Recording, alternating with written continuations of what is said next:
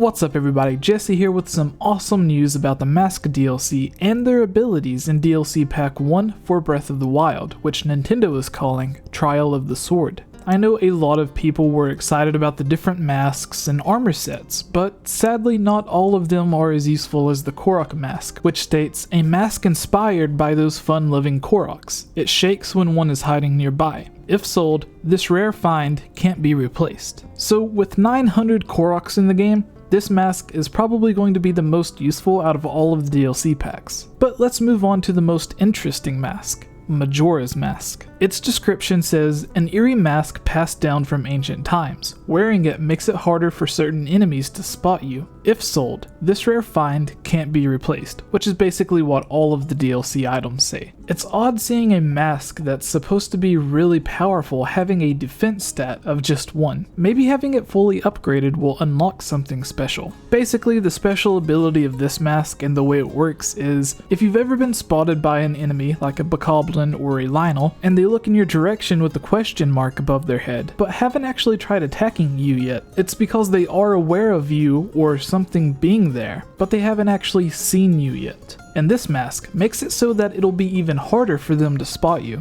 It doesn't make you invisible or blend in like the Bokoblin or Lynel mask does when you're near, well, a Bokoblin or a Lynel. It's important to note that on the Nintendo Treehouse, they said it was only a replica and wasn't the actual Majora's Mask, but the in-game details don't mention this. I assume she just wanted to make it easier for a lot of people to understand that you're not going to become a super powerful being by wearing it. Then again, the Fierce Deity costume only gives you a slight attack buff, so realistically, people shouldn't have expected much from this. The next mask on our list is Midna's helmet, which is described as a helmet much like the one Midna wore when she fought alongside the Hero of Light.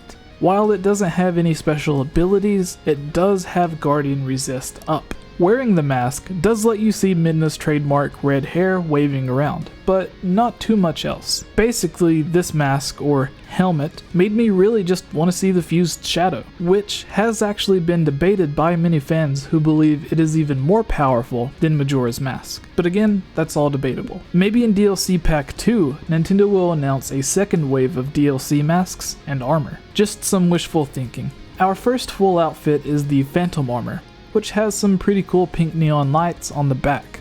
Again, no real special abilities, but it does have an attack up buff. Honestly, with it being armor, I'd imagine it would have a defense up attached. The mask or helmet is described as, myths abound about armored phantoms that terrorized brave heroes. This helmet looks just like the ones they supposedly wore. If sold, this rare find can't be replaced. It only has a defense of 8, so not that great. And I've noticed a pattern here. Nintendo has made it pretty clear that these masks and armor sets are not the actual thing, only replicas, which is odd. They have already stated that most costumes and masks that are DLC are just bonus and not canon, similar to Wolf-Link having no canon ties to the actual story of the game. So why not just call it the real thing?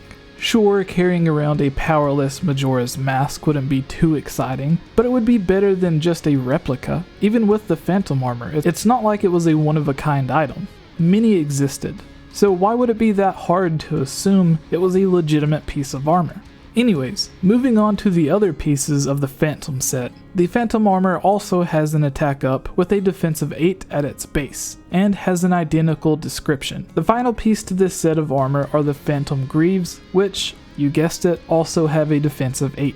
Finally, what you all came here for, we have the Tingle Costume, which is essentially Tingle's cosplay of Link, or one of the forest children we know as Kokiri. Now, if we follow Nintendo's pattern on this isn't actually Tingle's outfit, just a replica, because dressing in Tingle's outfit isn't enough. We have to be such a fan of Tingle that someone in Hyrule made a replica of Tingle's outfit, and we're wearing that replica.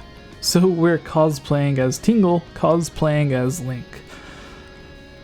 Oh, I'm gonna get a headache. Tingle's hood has a defense of 2, which means that yes, Tingle's hood is literally twice as powerful as Majora's Mask. But again, we don't know just yet what the upgrades will add to the masks and armor. The description says, There was once a man who claimed to be the very reincarnation of a fairy. He treasured this hood, and so will you. Kulu Lempa. The beauty in those magical words. The shirt and tights also have identical defense and descriptions, with the only difference being they mention Tingle treasuring this shirt and these tights. I will say that wearing the shirt on its own without the hood and tights makes it look like a very nice long-sleeved shirt. It really only becomes magical if you're wearing the full costume though. It may or may not be important to know, depending on who you are, that several different versions or incarnations of Tingle have existed in different timelines. Wind Waker even went as far as having many different Tingle brothers. We also have the island in Breath of the Wild named after him, obviously just with 2 of the letters switched. Tingle as opposed to Tingle. So I wonder if something will happen if we wear this complete outfit on Tingle's Island. Also, I always remembered Tingle wanting to be like the hero. I never actually knew he believed that he was the reincarnation of him. The last warning that we see on every description of the DLC items about not selling it makes me wonder why Nintendo didn't just make it impossible to sell certain items by putting a lock on it, or just allowing the NPCs to respond with something like, "Oh no sir, I could never afford something so valuable," or "I would not feel right buying something like this from you." Or they could have just simply not given you the option to drop the item or sell it. Just a simple line of text from the NPC that shows the player that it can't be sold. My overall thoughts on the masks and the armor that come in this DLC pack is, it's great. Not amazing, but great.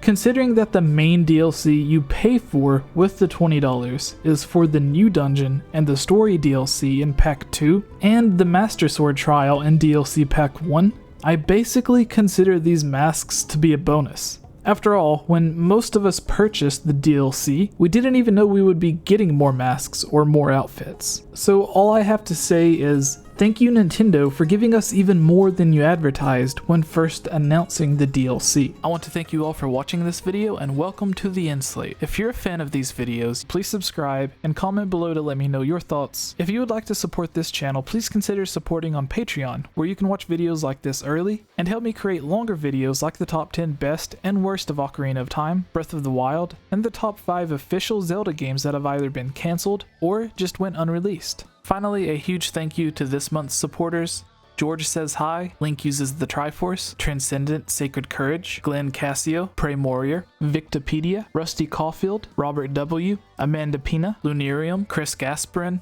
Harris Priest, Lovable Christie, Key of Time 15, Jerome Major, Daryl Quinnen, Furzin 16, Kadron, Magic Tech Review, and The Itch Network.